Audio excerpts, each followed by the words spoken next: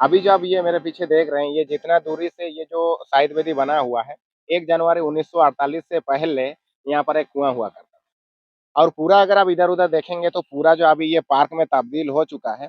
ये जो है पार्क बनने से पहले तक यहाँ साप्ताहिक बाज़ार हुआ करता था और 1 जनवरी 1948 से पहले भी यहाँ जो है बाज़ार हुआ करता था। और इसी अभी जहाँ शाहिद बेदी बना हुआ है, यहाँ जो कुआँ हुआ करता था, इसी कुआँ में जब 1 जनवरी 1948 को गोलीकांड हुआ, तो उस गोलीकांड में शहीद हुए हज़ारों आदिवासियों की लाश को यहाँ पर दफनाया गया। तो मैं आप सबों को बताने का प्रयास करूँगा कि ये जो खारसा गोलीकांड का जो इतिहास क्या है। मैं जितना जानता हूँ उतना मैं आप सबों को बताने का प्रयास करूँगा और जितना अगर आप मैं नहीं बता पाऊँगा, आप रिसर्च करके आप इसका इतिहास को जानने का ज़रूर प्रयास करिएगा। पहले आपको ये समझना पड़ेगा 15 अगस्त 1947 से पहले अंग्रेजों का शासन था। जब अंग्रेजों का शासन था उस टाइम यहाँ पर जो है अंग्रेज भी जो है शासन जो करते थे, सभी जगहों में जो है डायरेक्टली शासन नहीं करते थे।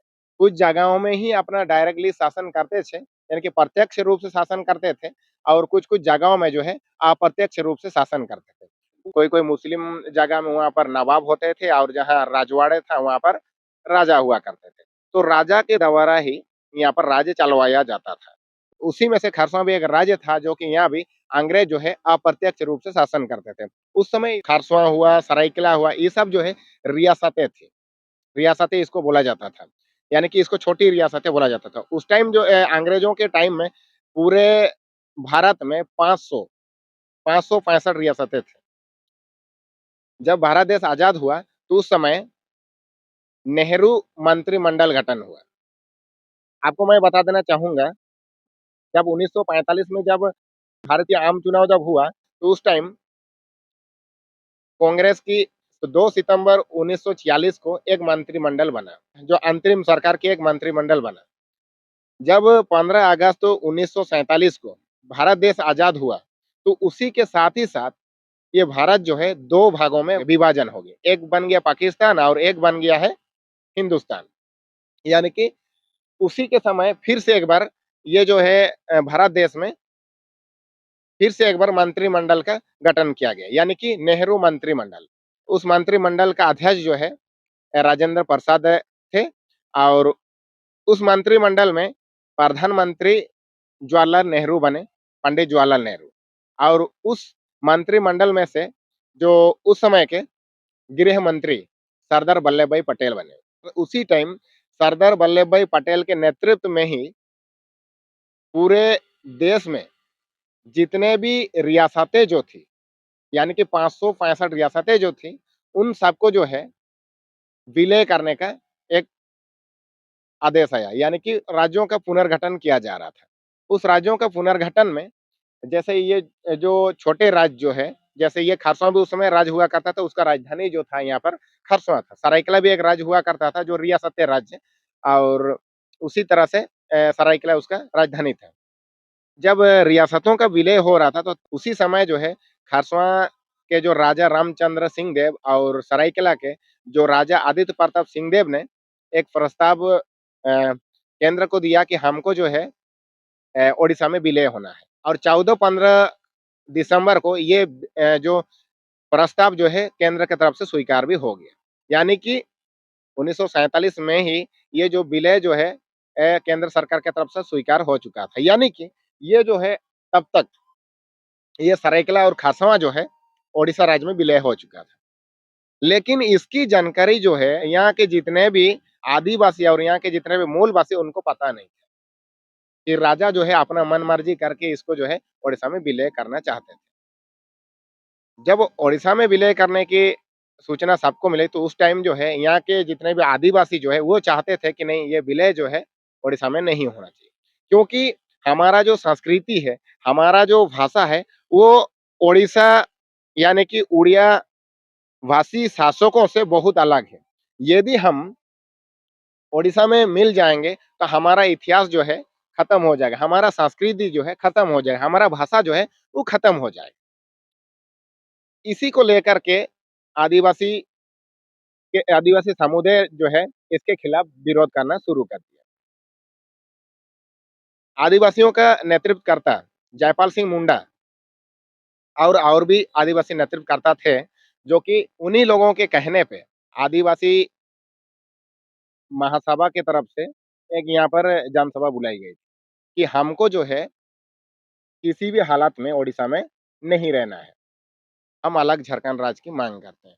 आपको बता देना चाहूँगा तब से ही अलग झारखंड राज्य की माँग चली आ रही थी और सभा बुला करके उस दिन ज्ञापन भी देना था सरकार के प्रतिनिधियों को। जानकार बताते हैं, आदिवासी जानकार बताते हैं कि यहाँ पर लगभग 50,000 आदिवासी आए। चाईबासा से आए हुए थे, सरायकेला से आए हुए थे, आपका चकदरपुर से आए हुए थे, इधर अगर देखें तो रांची तरफ से भी आए थे, जमशेदपुर तरफ से भी आए थे। हर जगह से यहाँ पर हमारे आदिवासी जो है इकट्ठा हुए थे।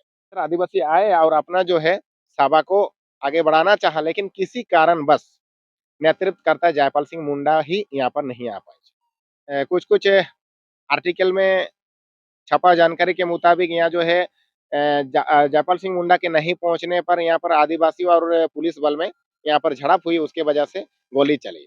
लेकिन आदिवासी जानकारों का मानना है कि यहाँ जो है गोलीकांड हुआ, ये जानबूझ करके कराई गई है और ये पूरा प्लानिंग के तहत कराई गई। क्योंकि इसका इजाज़त भी जो है प्रशासन से ली गई थी उस समय। प्रशासन से भी ली गई थी और सरकार से भी ली गई थी कि हम जो एक सभा कर रहे हैं। जब यहाँ सभा बुलाए गए तो उस टाइम जो यहाँ हज़ारों की संख्या में पुलिस बल भी तैनात किए गए थे। क्योंकि तब तक जो है केंद्र की तरफ से इसको ओडिशा राज्य में विलय स्वीकार हो चुका था। तो इसीलिए यहाँ पर जो है पूरा का पूरा जो है ओडिशा पुलिस को तैनात कर दिया गया था, हज़ारों की संख्या में। आदिवासी जानकार बताते हैं कि जब शांतिपूर्ण तरीक़े से आदिवासी यहाँ पर अपना जो भी है जो ओडिशा के खिलाफ जो विरोध कर रहे थे, अपना खाना-पीना सब कुछ लेके आए थे जो महिला, पुरुष, बच्चे-बूढ़े सब आए थे। तो उसी टाइम जो यहाँ पर करीबन 3-4 बजे के आस-पास जो है शाम का टाइम में, उस टाइम जो है ओडिशा पुलिस के द्वारा मशीन गनों से और पूरा गोली चलाई गई आदिवासियों के ऊपर। तो यहाँ पर आदिवासी जानकार बताते हैं कि 10,000 से ज़्यादा जो है आदिवासी यहाँ पर शहीद हो गए। आदिवासी जब मारे गए तो उस टाइम जो यहाँ पर जो कुआँ हुआ करता था, आपको पहले ही बता दिया था, इसी कुआँ में पूरा लाशों को जो है यहाँ पर फेंका गया। लाश को जब यहाँ कुआँ में फेंका गया तो जब पूरा लाश जब कुएँ में भर जाने के बाद क्या हुआ कि इस कुएँ को मिट्टी से ढक दिया गया और जितना भी लाशें बची, उस लाशों को जंगलों में फेंका गया, नदियों में फेंका गया, इधर-उधर मतलब रातों-रात पूरा का पूरा जो है लाशों को इधर-उधर ठिकाने लगाया गया।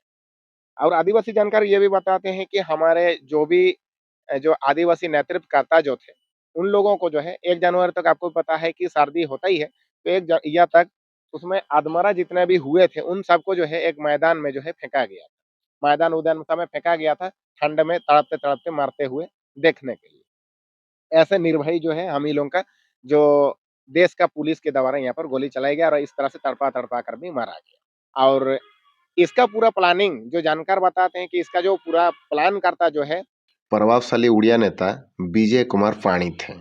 उसी का प्लानिंग के तहत यहाँ पर गोलीकांड हुआ है और इसको जो सहयोग किया है सरायकेला का जो राजा आदित्य प्रताप सिंह देव का तीसरा बेटा यानी कि भूपेंद्र नारायण सिंह देव जानकार बताते हैं कि ये पूरा-पूरी सहयोग में था क्योंकि बाद में गोलीकांड होने के बाद भी इस गोलीकांड का भी उन्होंने सहयोग किया था। इसको लेकर के वो जेल भी उसको भेजा गया था।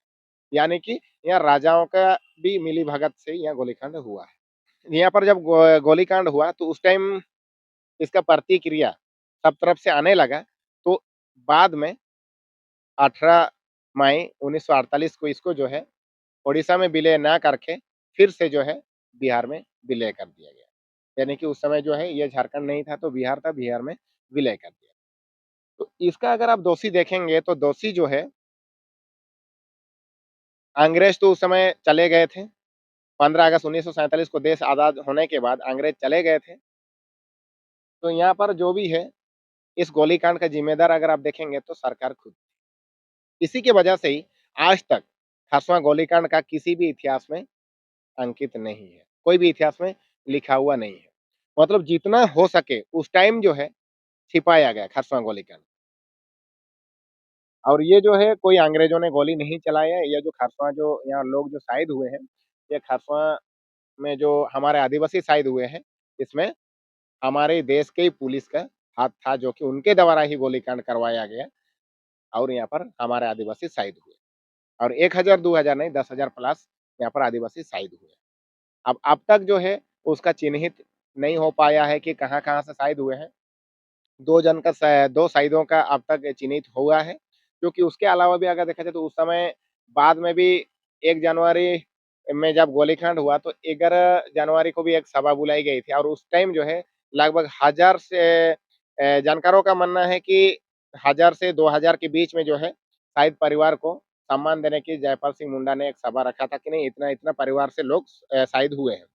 लेकिन ये इतिहास में नहीं होने की वजह से आज की पीढ़ी जो है ये भूल चुके हैं। क्योंकि कोई भी किताब में नहीं है।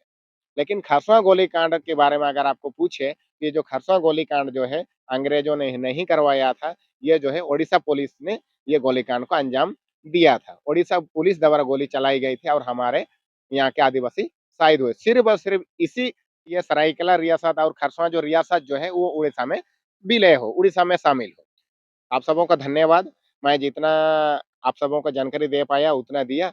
अब आगे की जानकारी या तो अगर कहीं आपको थोड़ा-सा गलत लगता हो तो एक बार रिसर्च ज़रूर करिए।